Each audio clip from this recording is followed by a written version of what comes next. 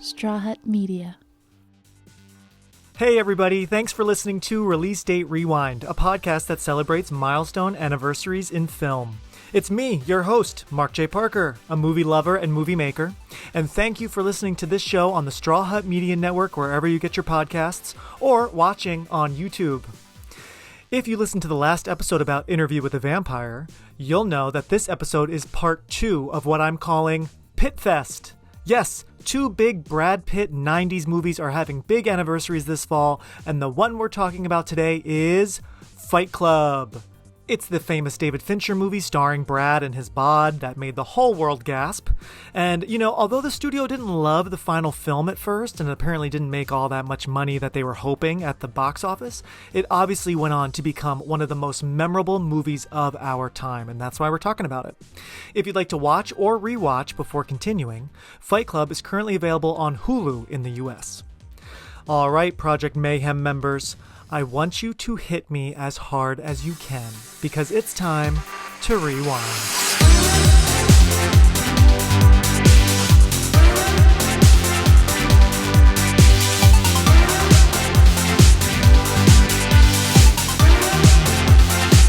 All right, everybody, I am so excited to be talking to a friend I just saw, luckily, earlier this month, but she hasn't been on the pod in quite some time. Everybody, welcome back.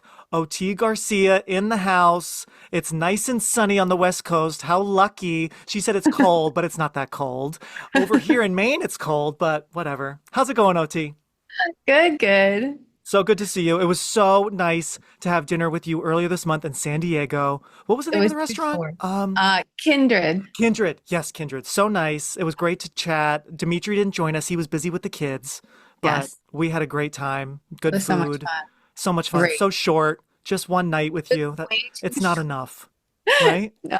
Uh-huh. But yeah, OT has her hands full, everybody, with the most beautiful family. I mean, it was so fun hanging with them. If you and Dimitri ever want to go away, I think I was saying this to you. Greg looked at me like I was crazy, but I will come Greg was over. like, I will help babysit. We're gonna play games. We're gonna color. We're gonna eat candy. You are Whatever you want. so good with them. I can't believe it. I've They were never so seen fun. you with kids, and you were Oh my God. amazing. So much fun. And I forget, but some of them were getting like right in my face. I was like, okay, we are fast friends. Love it. So yeah, so much fun. Love them all. Love them all.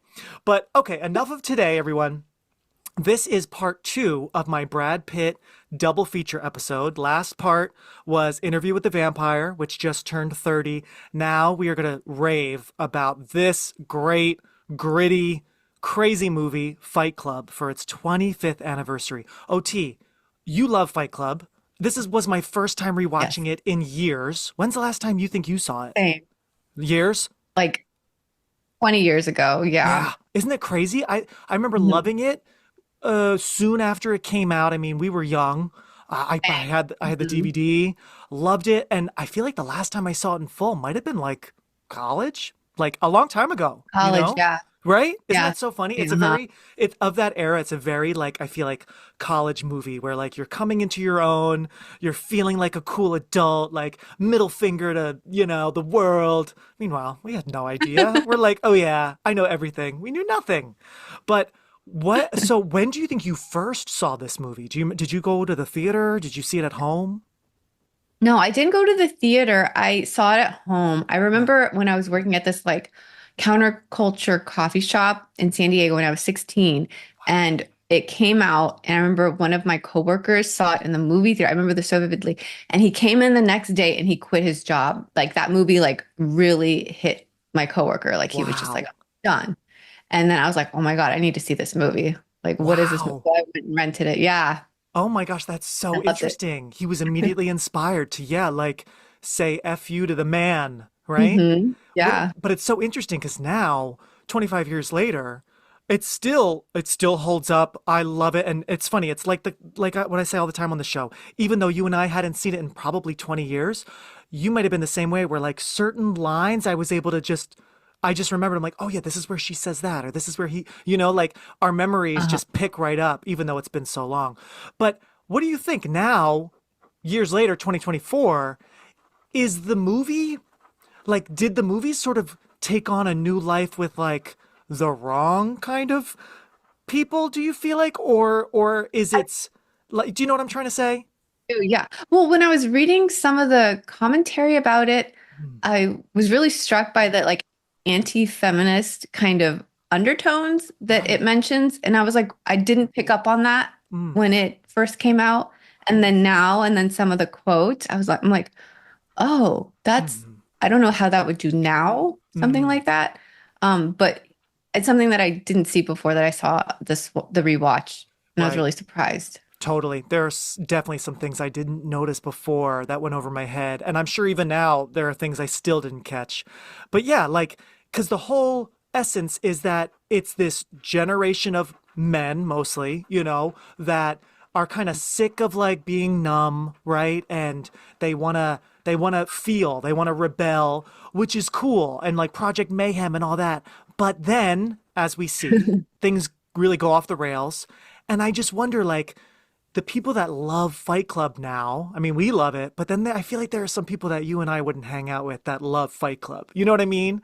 So it just makes me Oh, wonder, like, mm. you know, like, do Trumpers love Fight Club? Because I feel like they do, but I think liberals like Fight. Like, I just wonder, like, did this movie kind of accidentally become, you know, An anthem for them, yeah, for perhaps. some people? Do you know what I mean? I just wonder because it kind of could go that way. It all depends on who's watching it, but I just feel like some people that are kind of crazy think these things Well, and it's the anti-establishment, right. type libertarian vibes it Yeah. kind of gave me.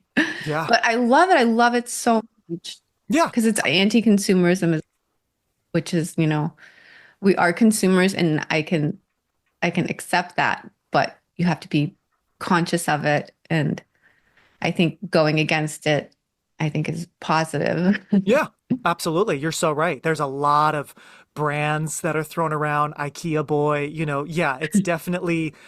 And it's funny because I never really thought of that, especially when I first watched this as a kid at home. But even in college, like that wasn't totally getting through to me, as much as it does nowadays, where I'm like, oh yeah, wow, like we are all kind of like zombies to Yeah, big companies and all that. Maybe not so much now. We're more aware now of like the goods and bads of big corporations. But yeah, there's a lot of that. We'll definitely. get into all of that. I just think of that Gucci ad and Edward Norton says to Brad Pitt, "Is that what a real man looks like?" Like just all these questions of like what you're throwing in my face, is that really what I'm supposed to be? Is that what I'm supposed to want? Very interesting stuff, right? Yeah. Yeah. I want you to hit me as hard as you can. Why? How much can you know about yourself? You've never been in a fight. Wait, let me start earlier. Well, let me set the scene for you, OT. Anyone Yeah. listening, we are going back in time to October 15th, 1999, 25 years ago. This is what was happening, everybody. OT, I want to hear your thoughts because this is a blast from the past. The top song at this time was Heartbreaker, one of my faves from Mariah Carey and Jay-Z. Give me a love, give me a love. Oh, loved that song. That was a number one song, followed by, here were the top five. Uh-huh. The Music of My Heart from Gloria Estefan and NSYNC. Now that song was for a movie that I just posted about the other day that Wow. I think OT, I think you commented, maybe you sent me a message about it. I can't remember. But Music of the Heart was a Wes Craven film, one of the very rare non-horror films that he made with Meryl Streep. It was originally going to be Madonna, and Gloria What? Estefan was in it. Oh yeah, I still haven't seen it because at that time, Okay. especially, I'm like, get back to Scream, give me Scream 3. I don't care about Meryl teaching kids. Although now I feel like I would love it. Did you ever see that movie, Music of the Heart? No, no, I've never heard of it. Yeah. Oh, I You think I think did I a think that's bunch what of you stuff told me. recently. Yeah, I think you told me you're like, I've never even heard this movie. I'm like, oh, well, add it to your list. We got to watch it. But the song was more popular with NSYNC, of course, who were, kings of the castle. So that was number two. The number three song, Smooth from Santana and Rob Thomas. I mean, Oh, that was a good one. Yeah. that was a good one. But I geez, was when that a comes on big now, Roger. you're like, oh my God, enough. We let this go, right? When that comes on, like the grocery store or like, I don't I know. love Rob Thomas. Sorry. You So know, much. So funny, random fun fact about Rob Thomas. Years ago, when I was a cater waiter as my side job, so we were somewhere in Connecticut. We were at like a car dealership that turned into like an event center. So random. And Rob Thomas was the honorary whatever recipient of, I guess he does a lot of like animal like charity work, like he's pro, so like it was just so random. I'm like, that Rob Thomas, because I'm looking at the paper, I'm like, Rob Thomas, like that Rob Thomas? No. And then he comes out and then they sing just like the old show, and it's like, oh wow, okay, that's that Rob Thomas. So random. But yeah, so Smooth was a big song. The next one was Unpretty from TLC. What a great song. That was one of their slower ones. Yeah. And then number 5 was, fittingly, Mambo number 5 from Lou Oh Bega. that one I could not listen to anymore. Yeah, that. R.I.P. to that song. Goodbye. Yes. But isn't it funny? Looking at that list, I'm like, wait, Lou Bega, I thought that was earlier. That seems earlier, yeah. right? That seems, to me than 99 totally. with those other songs. But yeah, so that was still kicking. On the TV side, quickly, I'll tell you, on the WB, I was a big WB kid. Did you watch the WB around this time? No, we didn't Not really really. have like channels. Okay, you were a channelless home. Okay. We didn't really have channels. I was a WP kid all the way, especially at this time. And so Angel, the Buffy spinoff with David Boreanaz, that had just started. Didn't love the show. It was a little too sci-fi for me personally, but I mean, David Boreanaz can't go wrong. And then Roswell, which I was really into, aliens, pretty people, that had just started on the WB. So those were new hits for my young brain. And then on the movie side, everybody, these were other popular movies that were out around this time. Double Jeopardy with Ashley Judd. That was a big one. The Story of Us, which was a little less big, but that came out this same day. That was with Michelle Pfeiffer and Bruce Willis, like a marital drama. And then 2 others, Three Kings, if you remember that one, in like, oh gosh, in the Middle East with George Clooney, Mark Wahlberg, and Ice Cube. So that was a bigger one. Oh my God. And then I don't last even but know not that least- movie. Oh, that one was with directed by David O. Russell. If you've ever heard of the drama between David O. Russell and George Clooney, like I think they were like fist fighting, like that director was like really crazy. That's that movie, Three Kings. Yeah.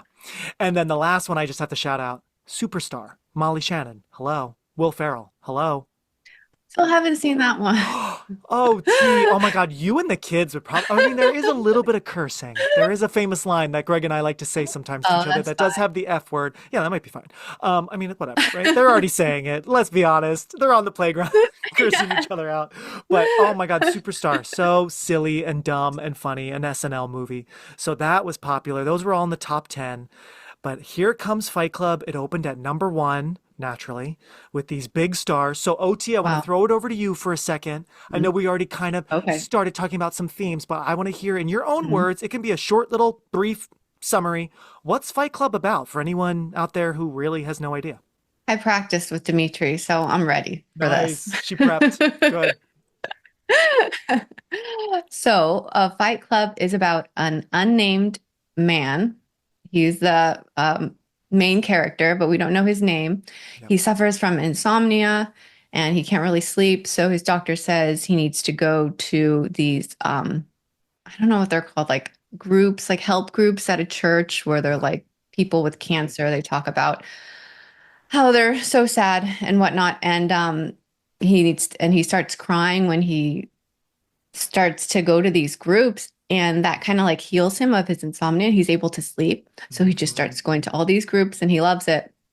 He meets a woman, Marla singer, at these groups who's wild and a very interesting character. And then he also meets Tyler Durden on an airplane, on a flight. Oh, he's also an insurance adjuster. Sorry, I should like something like that. An insurance like investigator investigates things for a car company, a big car company he works for, which is weird. And boring in a cubicle and everything, right? Uh-huh. Yeah. And so he meets Tyler. He forms this like friendship with him. He like stays with him in his house that he lives in, this really weird, janky, like kind of amazing like mansion. That's completely dilapidated. And then it's kind of their journey on creating this fight club together where they fight each other, it seems like. Right. But as the story goes on, you start to kind of question where the two of them begin and end and if they're the same person. Yes. Oh, wow. Brava. Nicely done. Beautiful. We'll be right back.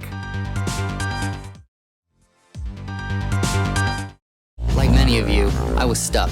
You want me to deprioritize my current reports until you advise of a status upgrade? Make these your primary action items. I couldn't sleep. No, you can't die from insomnia. I'd flip through catalogs and wonder, what kind of dining set defines me as a person? This is your life, and it's ending 1 minute at a time. I remembered very well, of course. Everyone knows if you've seen this movie, they end up being the same person. They are not two different men. Yeah. The narrator is Tyler Durden. You know, we don't know if that's his real name. Yeah. That's what he says to Marla and different people. That's who he is. But it's funny, rewatching it for the first time in so long, I forgot that, like, there are definitely seeds planted. Like, there's little hints throughout the whole movie that she often is saying what, and it's funny seeing this younger. I didn't catch on to that. Like, for me, the reveal later on in the last 20 minutes or so is like a reveal, but actually it's kind of not, and maybe that's just us rewatching and we knew the ending, right? But they drop hints here and there throughout, which I think is so interesting, so that when when Edward Norton's character realizes it, I think by then most people watching are like, oh yeah, I knew this. I had a feeling. Do you know what I mean? Right?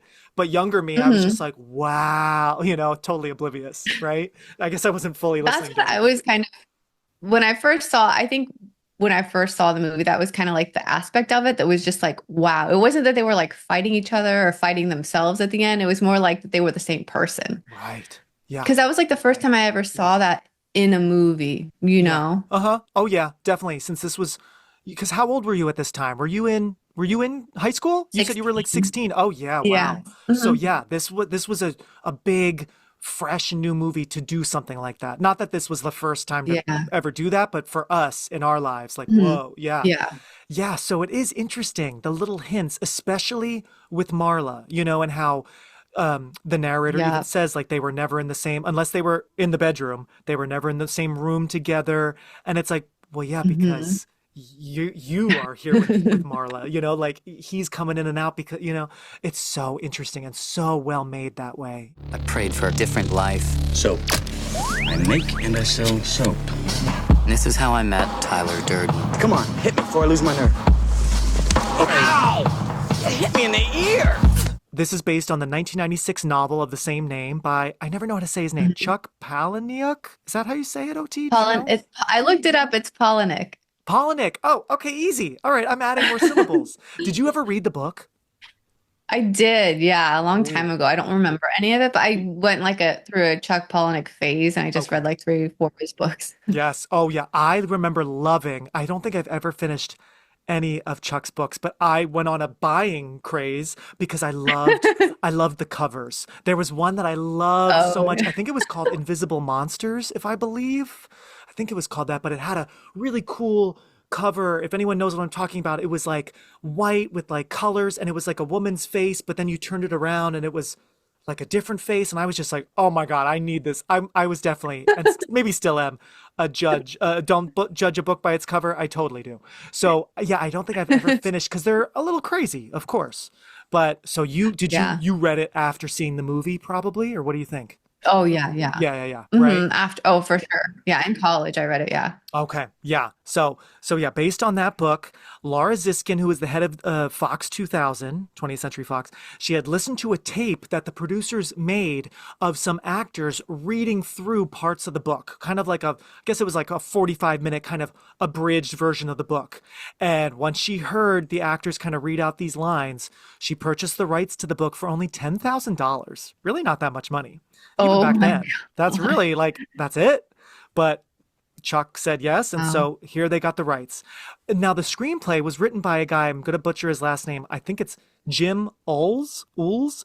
But crazy enough, I did some research on him. This was his first produced screenplay. Like, whoa, what an undertaking, because this movie could not have been easy to write. And I guess Chuck has said it's a very faithful adaptation of his book. So, I mean, can you imagine, like, I'm going to write a screenplay and that's going to be my first one? I think I would have to pass. I'd be like, ooh, going to need some more practice with some normal stories, right? But so that was Jim Uhls. Now, of course, this is directed by David Fincher, who had a big hand in the screenwriting with Jim, as did the actors, apparently. They worked on multiple drafts to really get the dialogue right. But, OT, do you like David Fincher movies? Do you usually like his stuff? Love him. Yeah, Yes, right? love it. Oh I love God. his style. Love the music. I love who he pairs with. Trent Yes. Reznor. Oh Love, yeah. love it. Lots of Trent Reznor in his movies. Yeah. This, I think the original music, I think was by a band called the Dust Brothers. I think I'm right saying that. Not the Chemical Yeah. Brothers, the Dust Brothers. Hmm. But a great soundtrack too. We'll talk about that Pixies ending. Oh my God. That song. I was just like Oh my God. mind blown. I'm like, this is the song of my life. Oh my God, loved it. But so David Fincher, up until this point, he had OT is dying. But it's true. Oh my God, me at like, I don't think I saw this in 1999, might have been 2000 or so. But so I was like 13. But when that ending, I was like, "Ah!" I was like, oh my God, I see the light. Wow, the Pixies. Um, but anyway, so David Fincher had made Alien 3, 7 with Brad Pitt, iconic movie that I've talked about long ago on the show, and The Oh, Game. so, mhm. Yeah. Seven was a big one, and then The Game I with love Michael that. I love Douglas. that movie. Yeah. Right? Yeah, that was a really And Sean twisty Penn. one. Yeah. Sean So Penn. good. Mhm. Yes. Very spooky and Yeah. really edgy, absolutely. So he had made those hits. And it's interesting. The producers were first considering these directors to direct this movie. Peter Jackson, how funny, but he was busy at the time filming The Frighteners with Michael J. Fox, if you've ever seen that weird horror comedy. So he was busy. I've heard of it. Oh, That's, check it out sometime. mhm. It's weird. It's so weird, but it's fun and it looks so good. Like something about the mid to late 90s, like movies just look so good. So Peter Jackson, Bryan Mhm. Singer, who we know now is problematic and not a good guy, but Bryan Singer had apparently received the book and was considered to direct it, but he didn't read it. He wasn't interested. Danny Boyle, which makes a lot of sense. He had done Train Spotting, up until this time. Oh yeah, He for was sure. considered, right, and Mhm. met with them and read the book.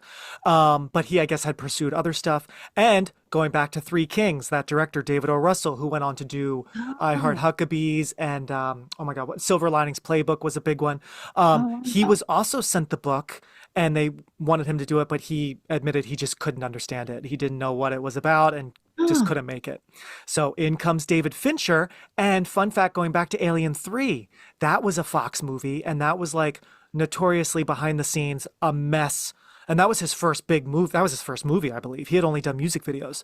So he had a terrible time making that movie. Some of you out there might know lots of drama behind the scenes on that big movie. And so he was very hesitant to work with Fox again. But I guess this woman, Laura Ziskin, and the producers really met with him and made him feel more Mhm. comfortable and said you're an amazing director now. So you're the one to do this. So that's that. Now on to the actors real quick. I'll just talk about our three leads that OT was Okay. mentioning, the characters. Brad Pitt, what a babe. Oh my God. What do you think of Brad Pitt in this era, OT? I have to This is ask. absolute favorite for sure. The Right? hair, the body, and he's just always like kind of like sweaty and dirty, you Right? know? Like Oh, he's always has his hair is always wet for some reason, and his lips are he's always licking them yeah. and just like, oh my God. Oh my God. He looks, I mean, there's a reason why 25 years later, when I was Googling Brad Pitt waistline Fight Club because it was very pretty. But also, did you notice, and I had noticed this years ago too, his waist is always being shown. It's like David Fincher was like, you look so good. We will always show some skin. But like, even when he's wearing like his kind of, his jacket, his button downs, the stomach, at least a little bit, is Yes. always showing. What do you When think he's that's in the about? department store, when he's in the Exactly. department store selling his soap, I noticed it. His Uh-huh. waist, like it's like pink. You know how like pink's Yeah. waist is always like showing that area Yes. where you can like see. Yeah, exactly. And that scene really stands out as well. I'm glad you brought up that department store where I think the narrator says a great line, something like, we sold soap to rich women and basically sold their fat back to them. I'm butchering the quote, but it's a great quote. Old rich women, they're fat back to them. Yeah. Yes, Uh-huh. exactly. But yeah, he's like leaning on the counter, leaning on his pants, and we're just seeing like pelvis. And it's like, oh my God, David, like, thank you for constantly telling Brad to always show pelvis. But I just wonder, and I was trying to Google, but instead, everything that came up was pictures, of course, and like do the ab workout that Brad Pitt did. Here's Brad Pitt's diet. Here's his weight. He apparently was only 155 pounds. I'm like, whoa, that's it. Wow. I mean, I guess Wow. because he was apparently 5% body fat, so like all muscle. I mean, it was. Thank you, Brad. Thank you for Thank you for your service. But I'm glad you caught that too, because I was trying to just Google what was David Fincher going for? What was Brad going for there? But I couldn't really find anything because of all the workouts. But long story short, I mean, there's a reason why 25 years later, people are still talking about the Brad Pitt Fight Club body and workout. Yeah. I mean, it's as iconic as this story. I mean, which Mhm. ab is your favorite? Which muscle is your favorite? We were finding out more and more that we were not alone. It was on the tip of everyone's tongue. Tyler and I just gave it a name. Gentlemen, welcome to Fight Club. The first rule of Fight Club is you do not talk about Fight Club. The second rule of Fight Club is you do not talk about Fight Club. And the shadows that David Fincher loves, you know, how it's a lot of darkness. They really cling to like the body in the best ways. So Yeah. yeah. His style in the movie reminded me like of a gigolo, like pimp style, you know? Interesting. Because he Yeah. kind of had sometimes he had like the glasses Yeah. and like just very flamboyant clothes too. Absolutely. And I just thought it was great. I love his style, and especially because he is so macho and, you know, very masculine and like we're saying, you know, anti-establishment and just very manly. It's fun, and I'm so glad they give him all these crazy colors, and I love his robe with the like coffee cups on them and the The glasses. coffee There's a lot of reds and like I forgot how much I love the big crazy fight with them towards the end in the garage and down the stairs. It's brutal, right? This is when he has a shaved head. I Oh, love his tank yeah. top. I love that colorful, like red trimmed tank top that he's wearing. It's just some of the best fashion, right? I remember I had a poster of it was the movie, but it wasn't like official movie. It was just Brad Pitt holding soap that said Fight Club and like doing something like weird with his face. And he was wearing like a bright blue. I remember that. Right? Like bright blue and green, like funky t-shirt. And I was like, oh my God, the style is so fun. Maybe I'll start dressing like Tyler Durden again. Yeah. I don't know. I think I'm past that age. I feel like, You should. no, I think I'm in Maine in the suburbs. There's no Do Tyler it. Durden. I think you. Oh, Maine. Yeah, no, for sure. You No. can't do that in Maine. Yeah, no. Maybe you guys, maybe Dimitri can do that, right? That'd be so funny. But no, I love how he looks as well. All the accessories, even the facial hair, everything is just so perfect, and it's so different than what he was doing at the time. So leading up to this, of course, he was in Seven, so he had worked with David Fincher before.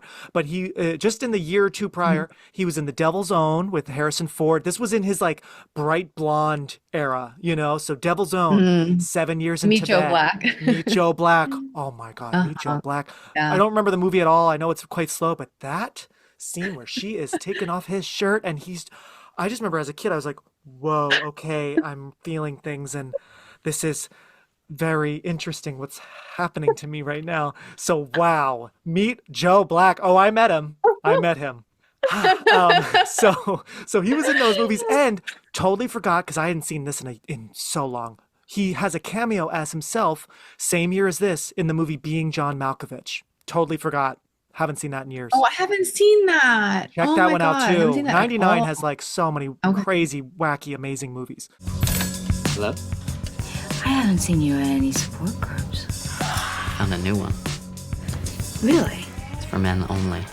Then moving on to Edward Norton, equally brilliant in this movie, so good, and still pretty new in his career. He had done, you know, a few movies each year, but only in 1996 did he really get started with Primal Fear. So he was still pretty new, and Oh, what a wow. star, Yeah. you know? So leading up to this, he had done American History X. My God, what a movie. Remember that one? Right? So good. One of my And- favorites. I mean, Oh, he's so right? great in that. So great. And his body in that, I mean, wow, what a chameleon. I mean, I know we think of like I Christian know. Bale and like, you know, different guys changing their bodies, but we forget sometimes Edward Norton, like, whoa, he can really change himself for a role. So American History X and Rounders, which he did with Matt Damon. That was like a gambling movie. I never saw it, but I remember seeing the Yeah. poster a lot. You know what I mean?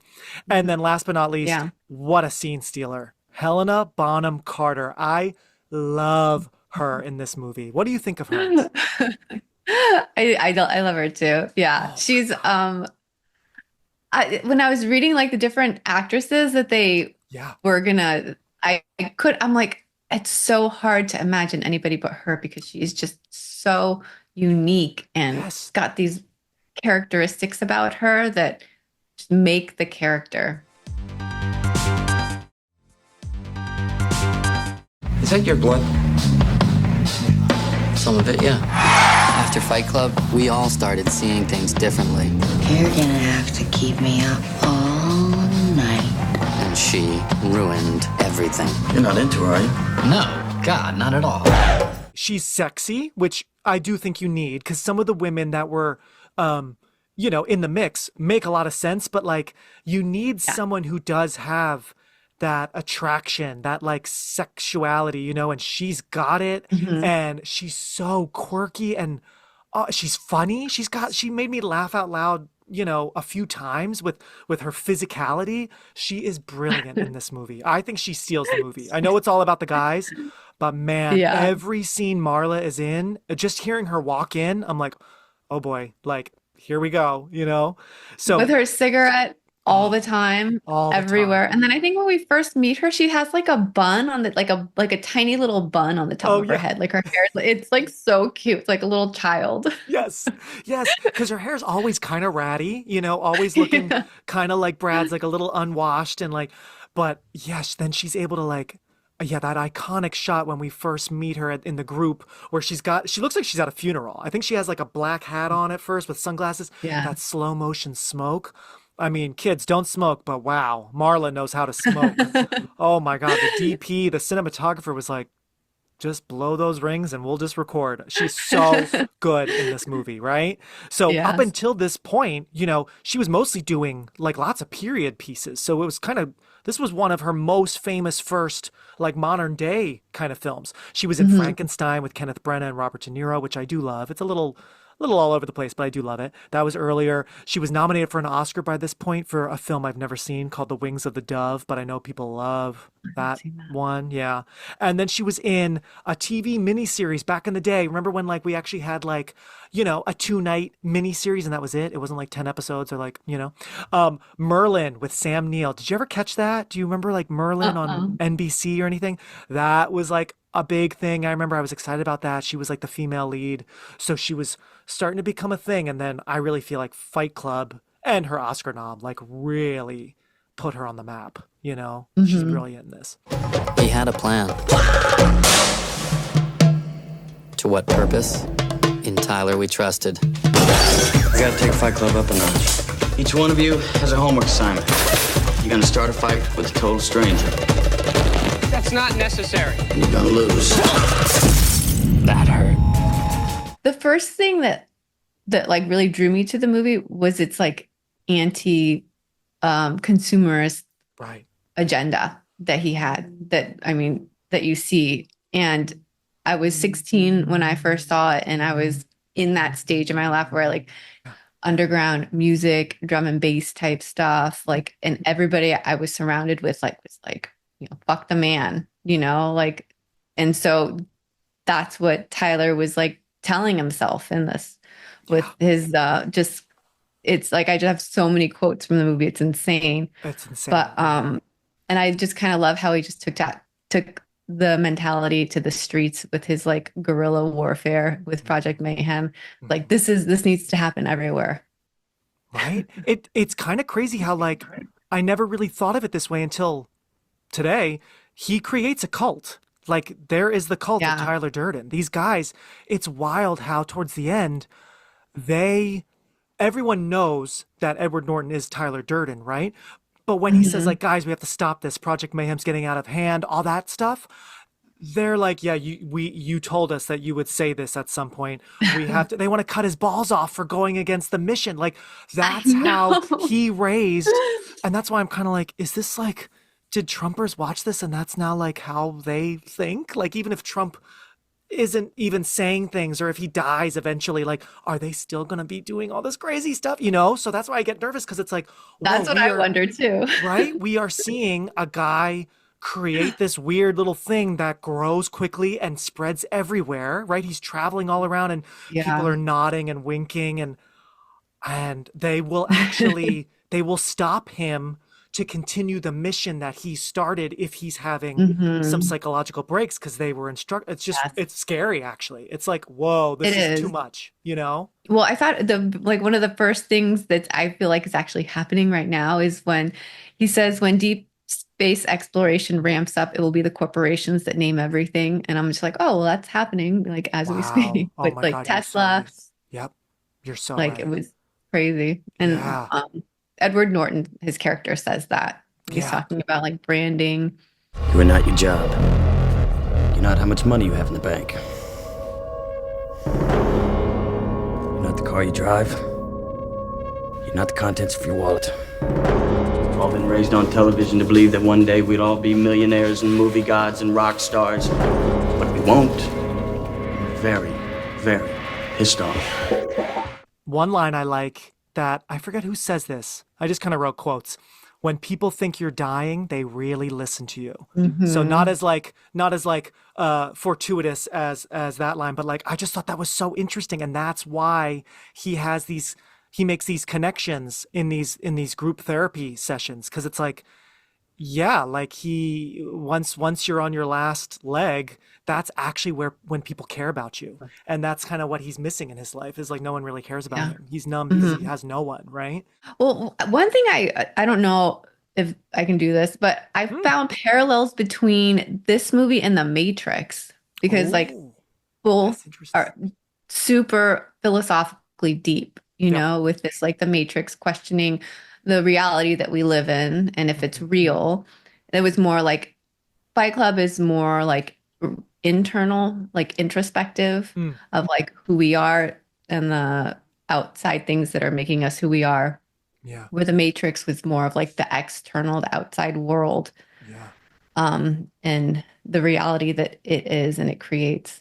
I don't know. I just love those two movies. They're like two of my favorite movies, top 5 for sure. And there were just so many parallels. So good. What a good connection you just made there. I didn't even think about that, but you're right. And how funny they came out the same year.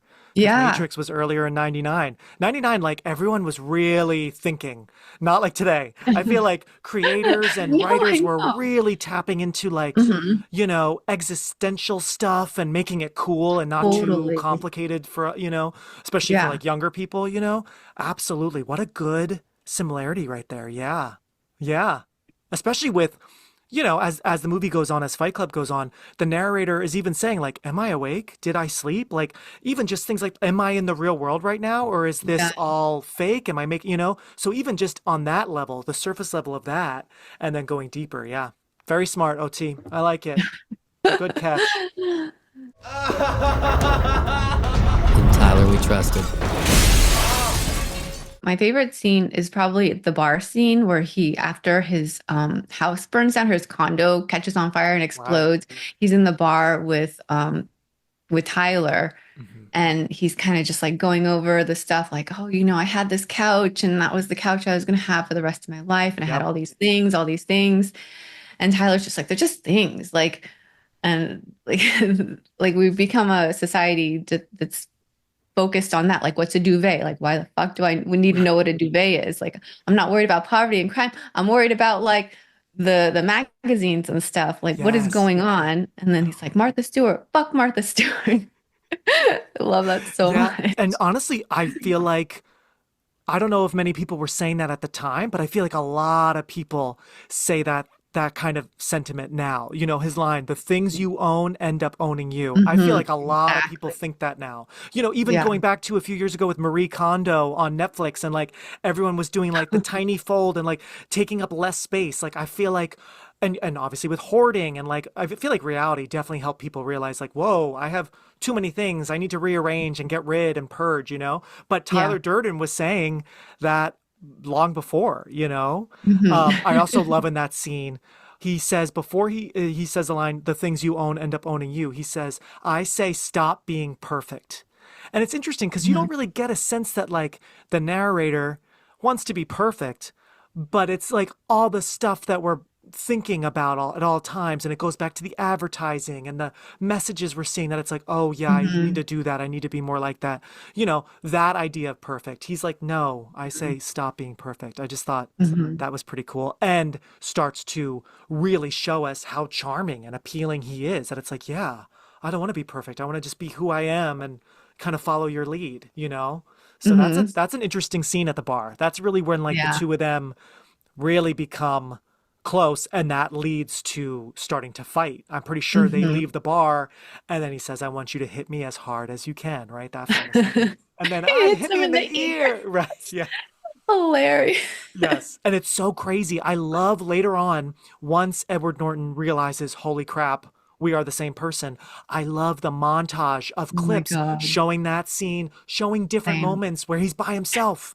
And it's even though we know, it's still so like disturbing that you're like, whoa, I'm watching like security footage of this guy, flailing in a parking lot or doing this alone. It's like, ooh, it's heavy, it's twisted, It is very twisted. Help, right? Like the scene with the boss when he goes to blackmail his boss, like that entire scene is just wild. Yes, I forgot about that scene. I didn't. Me too. Right? Whoa! And Ed's acting, how he's, as he's doing it, he's going back and forth between kind of, being serious and like a little threatening, and then like, no, please, and the blood and on his knees right as the cops come in. Wow, that whole scene is really something. Yeah, the boss is good because they did a good job kind of building that tension between the two of them. How like they did. Right? It's like we see him a few times and then it's like, is that your blood? And like, go home, go get a tie on. And then that big scene. Oh boy. You were looking for a way to change your life. You got it. A generation of men raised by women. I'm wondering if another woman is really the answer we need. I wrote that one down too. I just saw it. Yes, OT. Yeah. So going back to what you were saying a little while ago when we started, yeah, like, what do you think? Is that a little like anti-feminist? Like, what's going on there? Like that's the first thing I thought of. But then he's wondering if another woman. He's talking about being abandoned by his dad. Like his dad's never been there. Like he really wants another man, and like he really like wanted. That's why they created Fight Club too. To have this like camaraderie with other men and a brotherhood in a way. So I'm not totally convinced that it's like anti-feminist, but it's like he's had a lot of women and he needs a guy. Which is interesting because there are very few women in the movie. Of course, there's Marla. She, for a long time, is the only one. We see some women in the groups. Oh God, one woman I have to shout out. Every time I watch, she's a great actress. I don't know her name, but it just shows you, everybody, some of the best actors just have like a couple lines in a random movie. The woman who's a cancer patient who really wants to have sex, and she's like on her, in her last days, and she's like, I have lubricants. Oh my God, I feel for her every time. Like, Chloe, is that her name? Is that her name? I have to look away because she looks so good. She is so good and so raw and honest. Wow, give her the Oscar. Whoever her name is, I love you, because every time I watch, I cringe. I'm like, I can't listen to her because it's just so sad. It's just so sad, and it's like, and she gets closer to the mic, and the woman's like, okay, thanks, Chloe. Yeah, and right. And it's like, and the guys in the room are just like people are numb. They're just like, all right, whatever, Chloe. Like, oh God, she just wants some loving. Just give it to her, please. So I just have to shout that out. But yeah, very few women. And going along with that line you mentioned about, do we need another woman? Then it is interesting how then they do kidnap Marla in the very, very end, and they bring her, and it seems like they, and he's telling her before that, like, you need to get on this bus, you need to go. For whatever reason, they see you as a threat. You need to get out of here and save yourself. So that's interesting. I had forgotten all that as well, that like the only woman in the whole story is seen as a threat, and like, are they going to kill her? Like, it seems like, why are they bringing her to this building to Tyler? What's going to happen to her? So luckily, they end up holding hands together, which I love that shot. But yeah, it worried me. Like, as an adult, having seen this before, I'm like, wait, what is the motive here with like, Marla has no idea what their plan is. She doesn't care, but they are pulling her in and want to do something to her. So Yeah, there's something weird going on with the only woman in the movie. You know what I mean? Mm-hmm. Hey, Rewinders, if you're loving this episode as much as I am, please leave a rating and review on the podcast app you're using or a thumbs up on YouTube.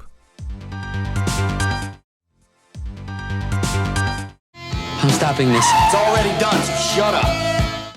I think Edward Norton says it. He says, I'm a 30-year-old boy. So that's in that same scene. Yeah. And I thought it's a funny line, but also it's Uh-huh. like, yeah, interesting. And that goes along with like, we are the middle children of history, that generation, like maybe still feeling Yeah. like a boy, like a kid, not feeling maybe in control or like you have agency in your life. You're just kind of going through the motions. So I thought that was interesting. I do love when Marla and Brad Pitt leave her apartment building because they've called the cops on her for the Xanax. And I just wrote down, I love how she says about That's a good herself. scene. She's just shouting to them, she's infectious human waste. Good luck trying to save her. That whole scene's really funny.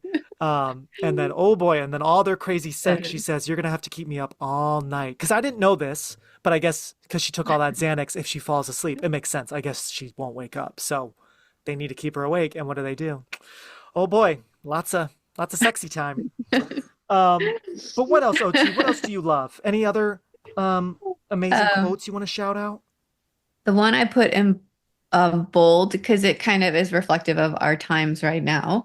The people you're after are the people you depend on. We cook your meals, we haul your trash, we connect your calls, we drive your ambulances, we guard you while you sleep. Do not fuck with us. That's kind of so like, glad I feel you like wrote that that's down. Yes. the Tell me more. Why do you theme. like? Because I am right there with you. When I heard that, I was like, "Whoa, that feels very current." Because Like, we're rounding up people, but- we're gonna round up all the illegals and we're gonna deport them. right? Yeah, right. Exactly. Yeah, it's scary. And it could also be We seen. depend on these people. Exactly. I know. That's a great line, OT. Good thinking, writing that down. That's so good. And I Yeah. thought, whoa, that line holds up very well, right? What kind of sick game are you playing? Oh my god. Kids. Tyler says, "Oh God, that crazy lye burn on Edward Norton's hand. Remember when he throws the oh God?" And then you realize a lot of them have it. Freaky. Brad says to him, "It's only after we've lost everything that we're free to do anything." And I thought that was really cool too, because yeah, it's like I love imagine. him. Right, losing everything, physical, emotional, right, losing everything, then you're free to do anything. Like there's nothing keeping you anywhere or with anything, right? Very interesting. Yeah, Yes. that was cool. There's lots of like spiritual, existential Yeah. tones and themes. You know, another one, our fathers were models for good. If our fathers bailed, what does that tell you about God? That's interesting. It's so sad and bleak. Yeah.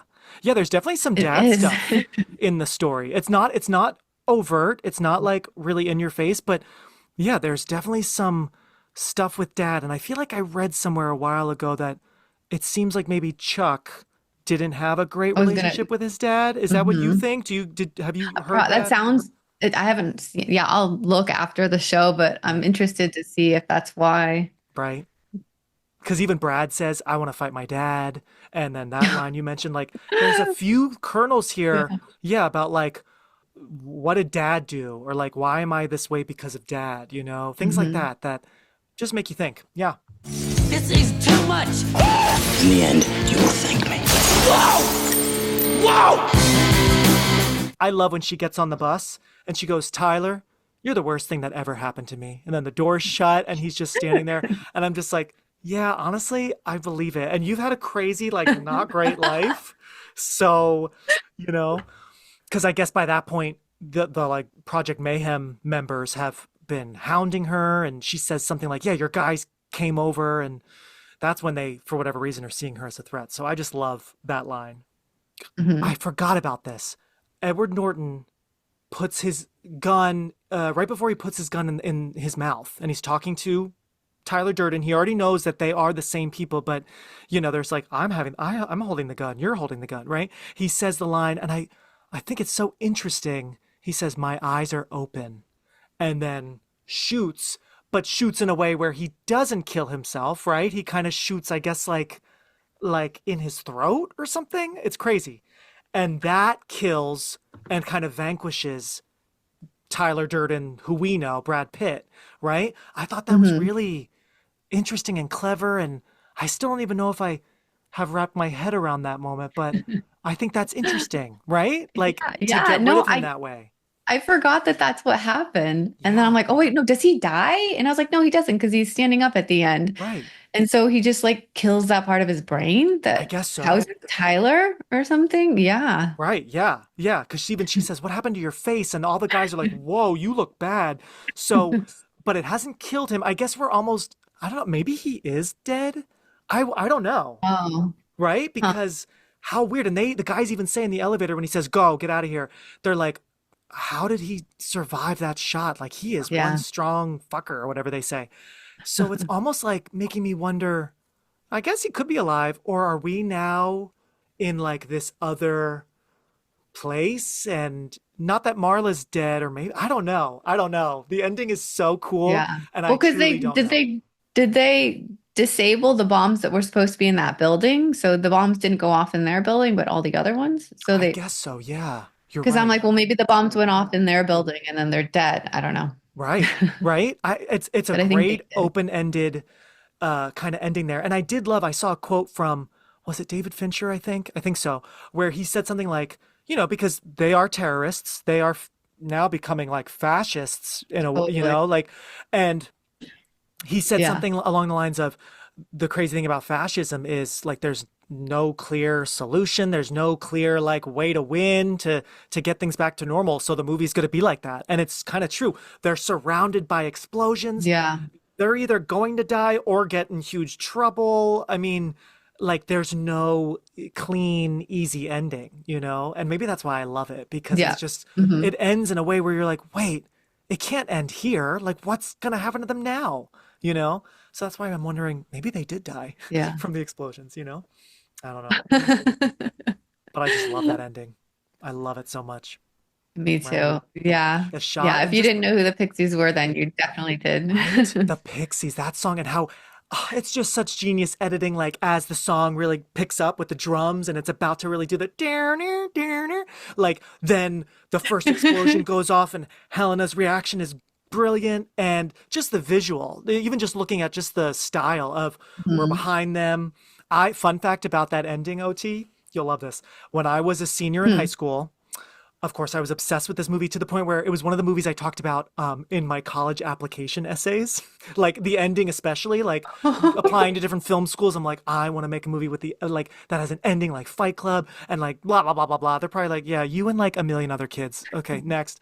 But I think I drew on a big, poster board thing. We had to do some project. I can't remember what the rules were, but I was obsessed with this movie. And so I drew their, silhouettes in black, and I wrote in like messy writing. It might have even actually been like magazine clippings, letters, saying a line I've loved since the first time I saw this movie.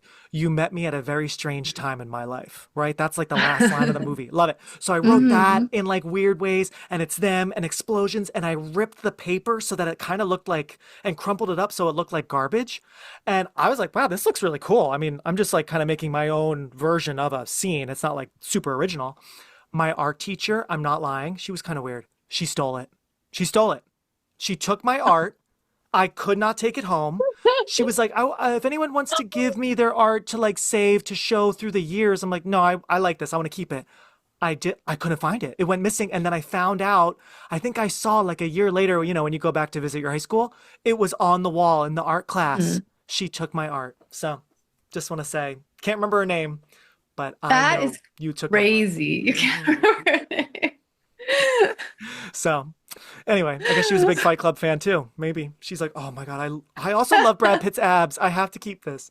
But yeah, love the ending, love the song. Oh, and we didn't even talk about, what do you want to say, OT, quickly before we wrap up? What do you want to say about the very funny, because this movie has a lot, it's heavy, but there's a lot of good humor, right? What do you want to say about that shot of the penis at the end and how Wait, what? Tyler inserts these porn shots into these various movies, Cinderella, and I mean that scene earlier in the family film, and like how everyone's just slowly. Oh, brilliant! What do you think of that? It is. I love it. It's so funny, right? I love it. Yeah. And it kind of having worked in that industry, it's great. Oh, yeah, right. And like it kind of makes me wonder because we see that shot of the penis at the end with the two of them that like yes, it's a funny little moment, which is brilliant. But then I also kind of thought like, whoa, like are we seeing like a movie? Like are we now getting meta? We're like, oh, we're watching this movie and Tyler is in the projection booth. You know what I mean? There's like also that kind of fun thing to think about, with the ending there. But I just think that's so great, especially with such a heavy ending with explosions and terrorism. And then, a penis, which did you also think that was Brad Pitt? I know that rumor was going around where it's like, I think that's Brad Pitt, but I guess it's not. It's like an actual like porn actor's body. It's not. Oh. You're like, oh, I knew that. If you fight anyone, who would you fight? Shatner. I'd fight William Shatner. Jared Leto was such a funny, weird character. So blonde. Even the eyebrows. Like it's like the right? shit beat out of him. Oh, yeah, I know. That was so weird. And that was scary when Edward Norton is just unleashing on him because it's kind of like out of jealousy, right? Yeah. Like he doesn't like how this group is now getting so close and following Tyler.